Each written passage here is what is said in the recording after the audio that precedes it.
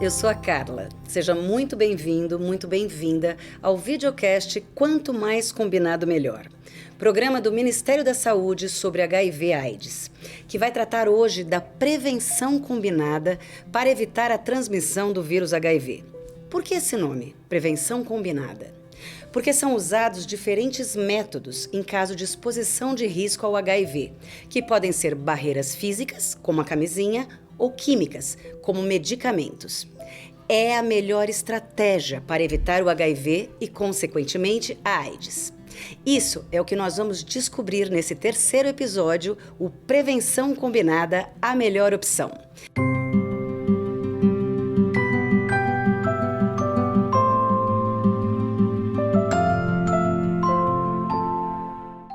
E para nos dar mais detalhes da prevenção combinada, nós vamos conversar com o médico infectologista, o Dr. Rico Vasconcelos. Dr. Rico, muito obrigada pela presença, é um prazer tê-lo conosco. Eu que agradeço pelo convite. Pois bem, doutor, a gente conhece a AIDS desde a década de 80, certo? E o que mais se fala para prevenir a doença é sobre o uso da camisinha nas relações sexuais. Existem outras formas de prevenção?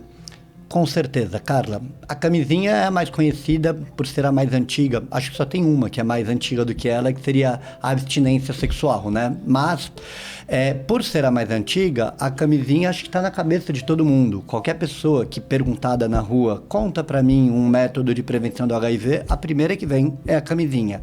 Mas ela não é a única. A gente sabe hoje, como você mesmo citou agora há pouco, que existem medicamentos que podem ser usados com esse objetivo de prevenção.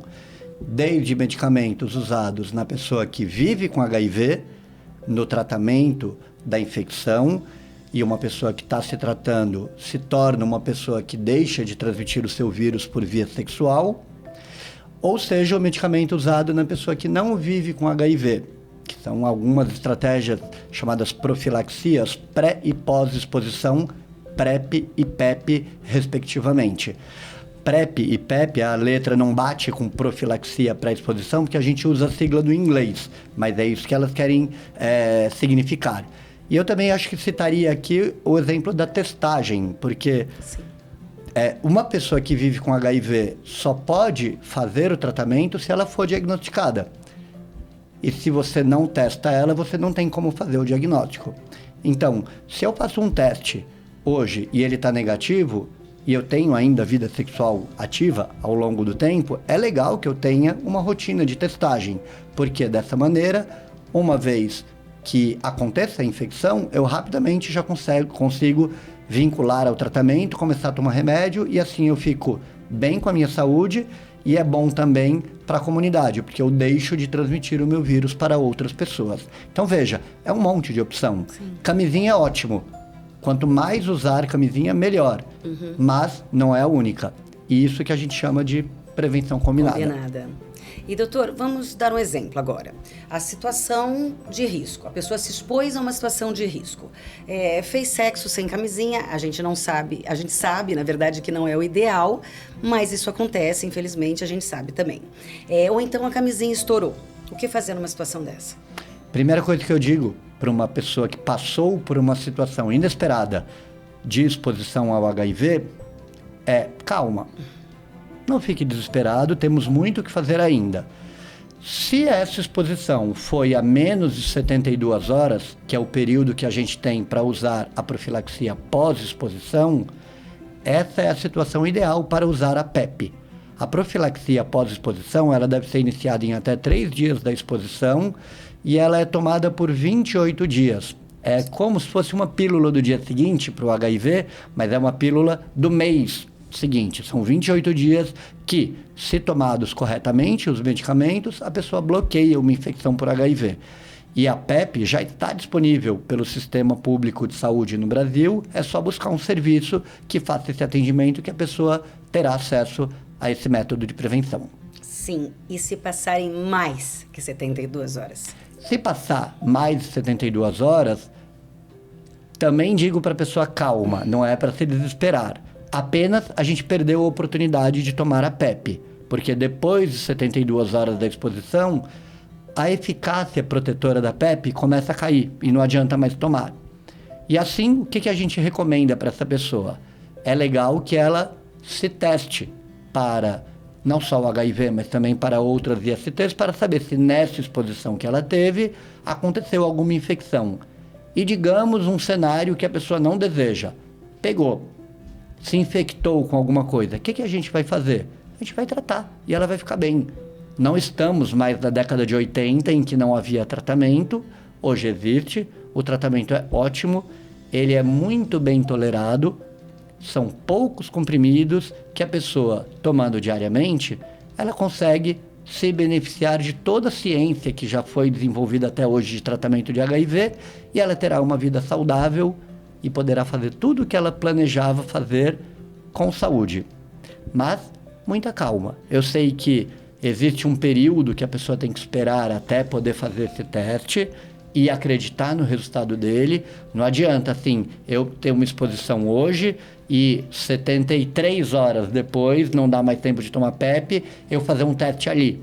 Porque se eu faço um teste 73 horas depois, nessa exposição que eu tive, 3 dias antes, não teria positivado o teste tão rapidamente se eu tivesse me infectado. E a gente orienta que ela espere 4 semanas, um mesinho, começa a dar para acreditar no resultado do teste. E a testagem de HIV também está muito disponível pelo Sistema Público de Saúde, né?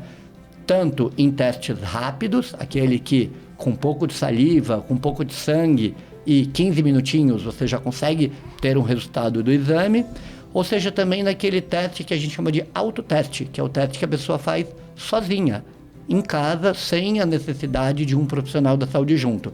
Tipo um teste de gravidez, que a pessoa faz todas as etapas da testagem, interpreta o resultado e tem ali um resultado bastante confiável. Mas isso depois desse período que eu falei. Não adianta 4 dias depois da exposição eu fazer um teste, ele estar negativo e eu ficar tranquilo. Eu preciso esperar um tempinho.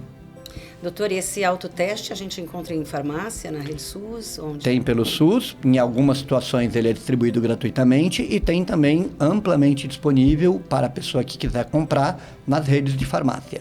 E doutor, e a profilaxia pós-exposição, quanto antes melhor?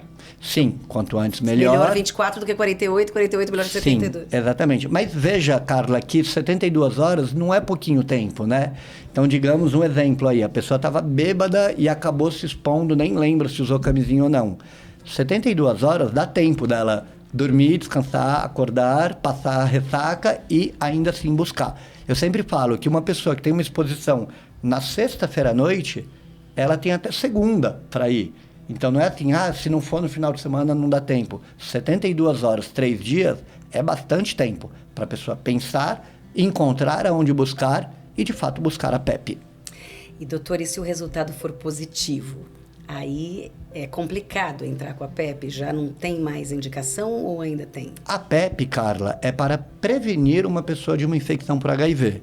Se ela vai fazer o teste está positivo ali, dentro das primeiras 72 horas depois da exposição, aí eu não tenho mais como prevenir, porque ela já é infectada com HIV. E eu te falo que se eu tive uma exposição hoje, vou amanhã buscar a PEP e o teste está positivo, eu te garanto que não foi nessa exposição que eu me infectei. Foi antes. Eu já estava infectado quando eu tive essa exposição. E o que fazer se o teste está positivo? Calma, vamos tratar. A pessoa vai ser encaminhada para um serviço que faça o tratamento de HIV, vai se vincular ao acompanhamento de saúde ali, vai ter uma consulta com um profissional de saúde, vai começar seu tratamento e tudo terminará bem. E doutor, você falou da pré-exposição, também existe esse tipo de profilaxia, né? Sim, a PrEP, profilaxia pré-exposição, ela tem o mesmo princípio que a PEP, que é aquele de se eu tiver remédio no meu sangue, eu consigo bloquear a infecção por HIV, mas, diferente da PEP que eu busco depois de me expor, a PrEP eu consigo já me planejar e ter o remédio no sangue antes da exposição acontecer. Quem é que se beneficia muito da PrEP? É aquela pessoa que só com os métodos mais básicos, tradicionais de prevenção, como camisinha, tem dificuldade para conseguir se manter sem risco de infecção. Aquela pessoa, por exemplo, que não consegue não quer, não gosta de usar camisinha, e a gente sabe que na vida real algumas pessoas têm problema para usar camisinha, e essa pessoa tomando PrEP vai conseguir bloquear a transmissão do HIV. A PrEP também está disponível pelo Sistema Público de Saúde, basta buscar um serviço que faça esse atendimento, que ela vai poder iniciar esse tratamento, que é o uso de medicamentos de forma continuada para, naquele período de maior risco de infecção por HIV, ela não se infectar. Eu sempre digo, da mesma maneira que uma mulher que escolhe tomar pílula anticoncepcional por um período da sua vida para evitar filhos, ela não precisa tomar a pílula até morrer. Ela pode parar de tomar pílula se ela identificar que não precisa mais desse método adicional de prevenção contra uma gravidez não desejada. Na PrEP é a mesma coisa. Eu posso, num período da minha vida de maior risco, tomar PrEP, e se eu sair desse período de maior risco, eu posso parar de tomar PrEP. E qual foi o legal? Que nesse período de risco eu não me infectei. Sim. Qual é o melhor método de prevenção para cada pessoa? É a camisinha, a PrEP, a PEP, é a testagem? O melhor método para cada pessoa, ou os melhores métodos, são aqueles que a pessoa escolhe e é capaz de usá-los de forma correta e constante. Igual para evitar filho, não é? Sim. Quantos métodos para evitar filhos existem? Vários. Qual que é o melhor método para cada pessoa? É aquele que é usado com boa adesão. E dar autonomia para a pessoa encontrar aquilo que ela consegue usar é a chave do sucesso. Os lugares em que essa abordagem, que a gente chama de prevenção combinada, essa abordagem já está sendo usada de maneira mais efetiva, são os lugares do mundo que estão conseguindo fazer os novos casos de infecção por HIV caírem. Coisas que por décadas não caíam, quando a gente começou a usar a prevenção combinada, caiu. Então, funciona. Sim, funciona. Gente, então o que fica claro pra gente em todas essas situações é a importância de se fazer o teste de HIV. É isso, né, doutora? Claro. É fundamental. Tudo começa com teste. Sim, e o teste de HIV também faz parte dessa prevenção combinada, como o doutor falou várias vezes. Bom, existe um cuidado especial com gestantes, né? Vamos falar um pouquinho de gestantes, doutor? É possível que a mãe não passe para o bebê? É sim. A gente tem no Brasil a maior parte das novas infecções por HIV acontecendo entre pessoas que se infectaram por via sexual. Mas a transmissão vertical, que é como a gente chama aquela transmissão materno-infantil, da mãe para o bebê, ela também é uma via de transmissão que, apesar de ser muito menos frequente no Brasil, ela deve ser também combatida, enfrentada, e a meta que a gente tem de transmissão de mãe para o bebê é 0. Não é para ter nenhum caso de transmissão, desde que o pré-natal seja bem feito e que todas as mulheres gestantes que vivem com HIV sejam tratadas. Quando você trata, dá remédio e controla a infecção por HIV numa gestante, deixa de acontecer a transmissão da mãe para o bebê. A transmissão vertical pode acontecer durante a gestação, durante o parto ou durante a amamentação. Sim. Se eu dou o remédio para essa mulher que descobriu que vivia com HIV ali no pré-natal e eu consigo fazer com que ela chegue no momento do parto já com o HIV controladinho, eu zero a transmissão. Existem todas as rotinas que são feitas no momento do parto para reduzir ainda mais o risco de transmissão para o bebê. E na amamentação, o que a gente costuma fazer é impedir que a mulher amamente o seu bebê. Como que faz isso? Logo que nasce, essa mulher vai tomar um remédio que faz o leite do peito secar, e desde que nasce, o bebê tem acesso também pelo SUS a leite de fórmula, porque desse jeito ele vai estar bem nutrido, vai crescer com saúde e não vai correr o risco de se infectar durante a amamentação, né? Fazendo tudo que existe disponível no momento da gestação, no parto e na amamentação, a gente consegue zerar a transmissão do HIV. A gente tem cidades no Brasil que já ganharam do Ministério o certificado de que erradicaram a transmissão vertical do HIV. Qual que é a meta? A meta é 0.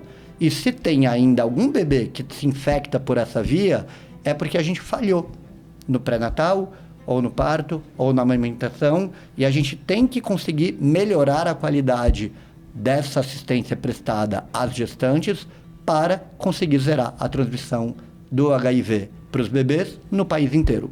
Doutor, por isso a importância do pré-natal, da testagem no pré-natal, de entrar com o tratamento em caso de positivo.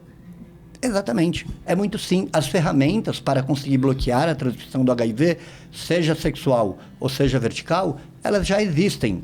É só a gente conseguir fazer com que essas ferramentas estejam disponíveis e possam ser acessadas por toda a população. Bom, mais uma vez a gente vê a importância da testagem para o HIV. Gente, é um exame simples, disponível no SUS, à sua disposição, muito fácil de fazer, né, doutor? Não tem por que não fazer.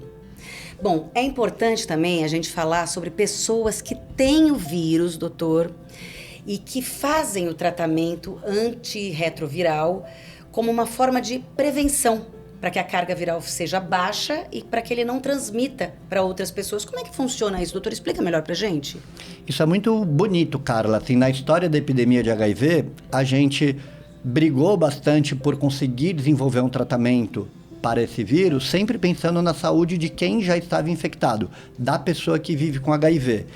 E depois que a gente aprendeu um jeito de tratar essas pessoas, a gente acabou descobrindo que não só o tratamento é bom para ela, porque ela deixa de adoecer, ela vai ficar bem com saúde, podendo realizar seus planos, sua vida, mas é bom também tratar as pessoas que vivem com HIV por conta do fato delas deixarem de transmitir o seu vírus por via sexual para outras pessoas.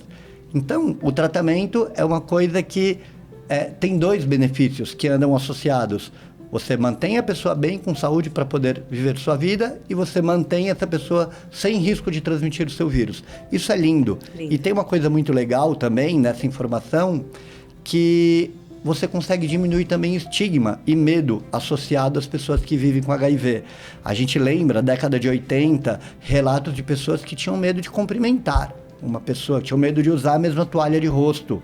Sim. Imagina a gente saber hoje, com bastante segurança, com bastante conhecimento científico embasando, que uma pessoa que vive com HIV e que se trata e que está com HIV controladinho é uma pessoa que pode ter uma relação sem camisinha com a sua parceria fixa, seja para engravidar, por exemplo, que não existe risco de transmissão do HIV. Isso é lindo, Nossa, isso é muito potente. Informação fundamental e importante que a grande parte da população não tem acesso. E a gente tem que repetir e repetir e repetir. Existe até uma regra, um mote para lembrar isso, que eles chamam de I é igual a I. Indetectável, que é o que acontece quando você toma o remédio e o vírus zera, é igual a intransmissível. I é igual a I é uma coisa que tem que ser repetida e repetida e repetida e repetida para motivar as pessoas a se testarem, a se tratarem, a se manterem em tratamento, porque é bom para todo mundo. E, doutor, a epidemia brasileira está concentrada em que faixa da população? Qual que é a parte mais vulnerável?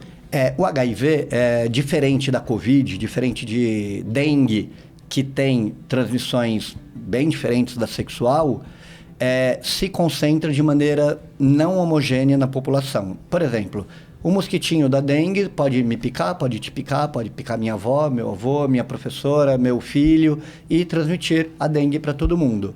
A Covid, se tem um monte de gente numa sala e alguém espirra, ela pode espalhar para todo mundo.